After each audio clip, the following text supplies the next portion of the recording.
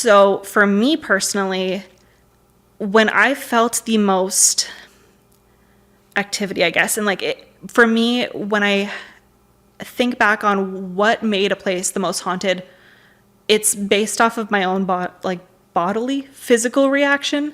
I think about the Franklin House in Mississauga.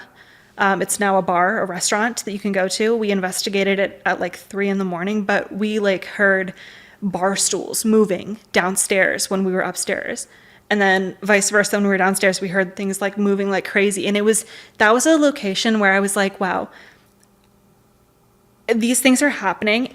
And we had some stuff with our equipment, but it was mostly like things happening around us, like in the atmosphere, like with things being moved around, where it made like, I wasn't crying, but it made tears come to my eyes, if that makes any sense. And I'm like, whoa, like that was so real, because everyone is accounted for. It is 3 a.m. No one is here besides us. And there is literally something physically happening in this space with the environment. That's real. And this is scary. So I always go back to the Franklin House to say that's my most haunted, but I'd probably also say the Bel Air House, obviously. That one was pretty crazy. We stayed there for 8 nights. We got run out. That was in Ohio? Ohio, yeah. Okay. What happened there?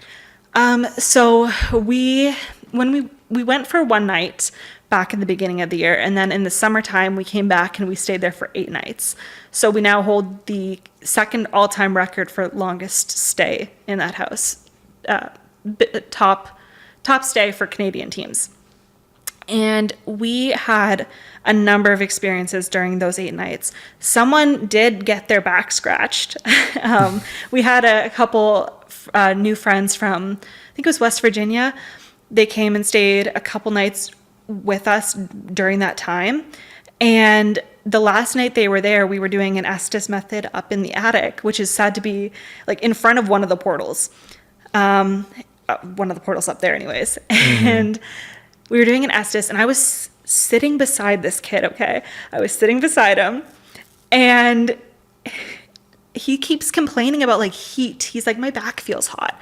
My back feels hot. And I was like, okay, that's kind of strange. But, you know, he's like, he's right over there, and I'm like, okay.